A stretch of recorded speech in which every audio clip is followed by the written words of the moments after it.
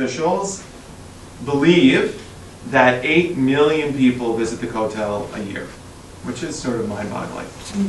Israel has far fewer tourists than 8 million a year, so it must mean either people go multiple times on each visit, or a lot of Israelis go as well. So 8 million visitors a year, that's the estimate. So what is the relationship of Israelis to the Kotel? Right? Israelis of all stripes, meaning secular, religious, everyone in between, used to come to the Kotel either as regular tourists for bar mitzvah ceremonies. It was very common to see people come, you know, they've never been to the Kotel before. First time the boy, only boys, right, were coming to put on tefillin, right? They read a few lines of whatever Torah reading that they practice for a few weeks, and that's the bar mitzvah celebration, and then you have kugel in the back, in the plaza. Okay, that was very normal. Or you would come as a participant in or an observer of a national ceremony of some sort. They mentioned ceremonies for army troops. Right? I myself visited a friend of mine who was finishing his basic training with the paratroopers. So after their 50, 60, 70 kilometer hike, they would arrive exhausted at the Kotel, and then they would have this swearing in ceremony. And it was really a very, very emotional moment. New immigrants sometimes would go, they would go straight from the airport to the Kotel. They would receive their Israeli identity card there. Right? All these things used to happen at the Kotel. So these ceremonies, if we can picture this map, right? You have the Kotel here. Let's say this is the actual Kotel. Then, so people are praying over here. The men's section is larger than the women's section. Say the men's section is here, the women's section is here. These ceremonies would happen back here in what's called the Kotel Plaza. Right? That's where they wouldn't be right next to the Kotel where people were praying. They would happen over here a few hundred feet away. Okay. So, from 1967 until today, meaning until this moment, right, there is a mechitza, there's a barrier between the men's section and the women's section. The barrier has not been set in stone, and the way that the barrier has worked, the women's section has been getting smaller and smaller. After the Six-Day War, right, in typical Israeli fashion, where there is a vacuum, the vacuum is filled, right, a group of men who had no official power appointed themselves the guardians of the Kotel, and they worked out a deal with the government exactly what would happen, what would be allowed there, what would not be allowed there. Okay, so again, we have the men's section, women's section, the plaza over here, and then underneath here, you have a new area that's been unearthed called Robinson's Arch.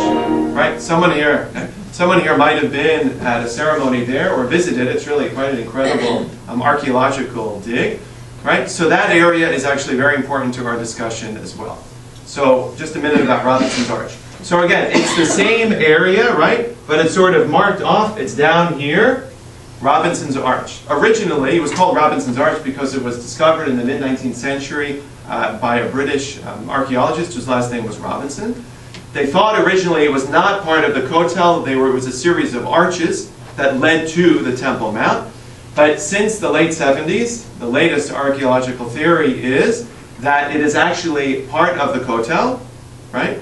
Not an arch. It is literally the same wall, but it is not in the control of the people who control the Kotel. It's in control by some other government group or the Antiquities Authority. Whoever it is, it's not the religious ministry or anyone connected to them.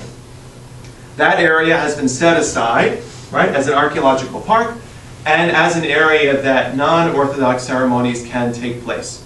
So, for example, my niece's bat mitzvah was held in Robinson's Arch, and I think they paid some kind of fee, and they had a bat mitzvah service on a Monday morning, and a woman read from the Torah, and it's no problem for the people who control this area because they don't consider it part of the Kotel, even though the latest archaeological theory is that it actually is. They don't see it that way, which is fine. It works out better for us, right? So that's Robinson's Arch. So given that things in Israel are rarely simple, and things in Jerusalem are even less simple than that, what's the problem with the arrangement? Okay? What's the problem with the way it works? So there are three problems that I see. The first problem is that the rules of what is permitted in the Kotel praying area itself, right, have been more and more restrictive as the years have gone by. Right? Meaning, in our lifetime, and we talk about things in hundreds or thousands of years in Jewish history, but I'm saying in the last 10 years, in the last 20 years, clothing that was allowed at the Kotel praying area 15 years ago is not allowed there today. Behavior that was allowed there 20 years ago is not allowed there today. The area is becoming more and more restrictive. The women's prayer area is getting smaller and smaller. And there's a new plan that is in the process of being approved by the different government committees and authorities that would make a totally different entranceway than those of us who have been there are used to. And it would mean that ultra-Orthodox men have the main entranceway and everyone else has a different one. So what we've seen is that this prayer area has moved from sort of a mainstream Orthodox synagogue, which is what it was from 67 on, to a radical ultra-Orthodox synagogue in the span of a generation or so. So that's one issue.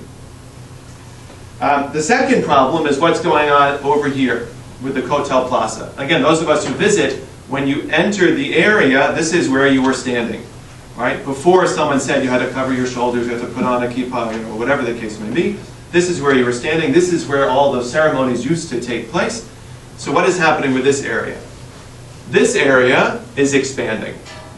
Right? The universe is expanding. This area is expanding and taking over this area. The authorities that control the Western Wall, they're called the Western Wall Heritage Foundation, I think, right? They are now claiming authority over this area.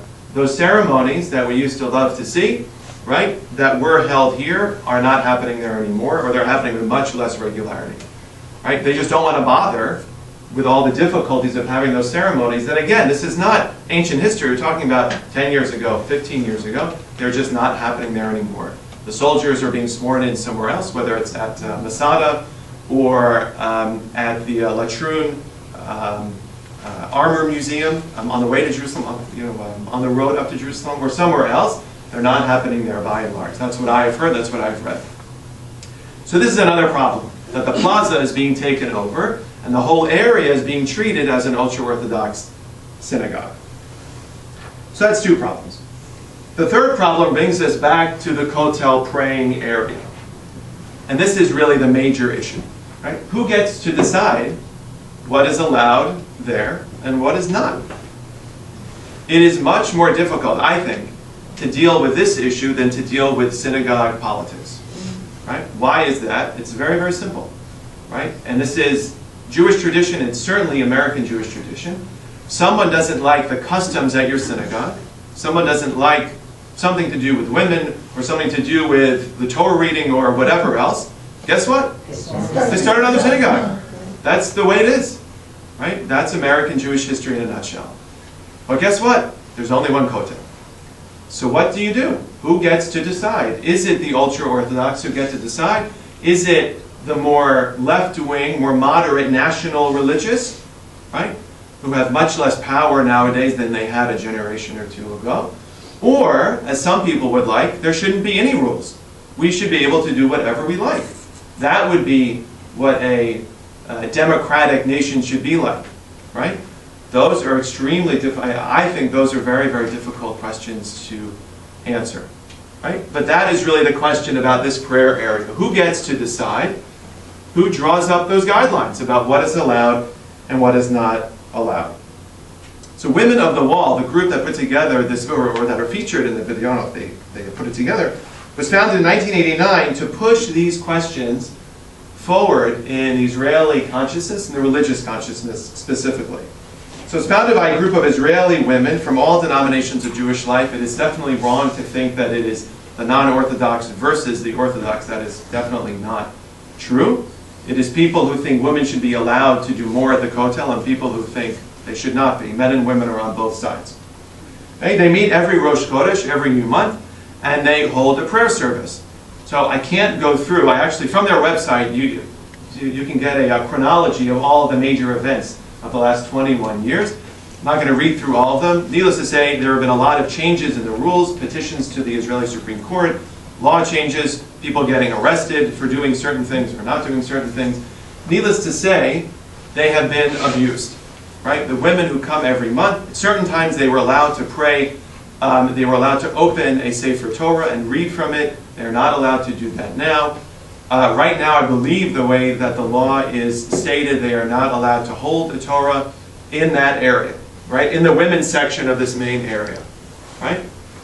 So the question, and they are abused. I mean, I've seen chairs thrown at them, right? Dirty diapers thrown at them. I mean, it's just disgusting, okay? So that's what's going on now. So the question is, right, where do we go from here? What's supposed to happen? Women of the Wall, I do not think, want anarchy, right? They don't want anyone to do whatever they want, I believe. They want a more mainstream Orthodox representation at the Wall, right? They want the Wall not to be under ultra-Orthodox control. That's how I understand it, at least. Right? So I see a few questions for us to think about, right? And as I conclude, these are the questions that are on my mind. Right? Who decides religious policy for this national site? Not a synagogue. It is a national religious site. What should be done with Robinson's Arch, right? With that area?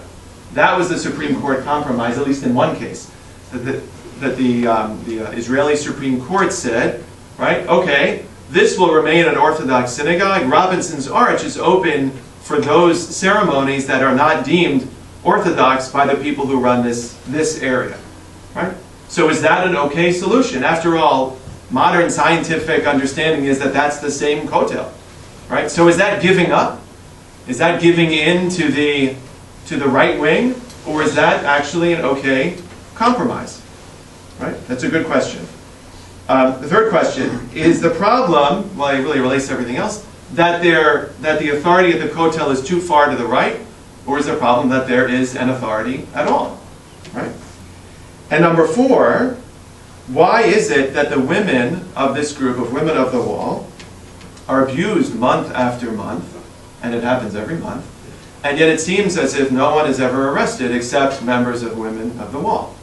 Right? What exactly does it say about the Israeli acceptance of illegal activity, right, or gross activity, that everyone who throws a chair, everyone who yells and screams verbal abuse at these women is not arrested?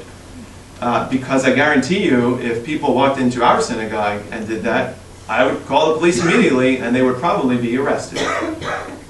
So those are questions that I think are sort of out there, and that I don't really know what's going to happen in the Israeli public, in the Israeli court system, because there are cases now before the courts. But to me, there is no simple solution to these issues. But that's what I have to say.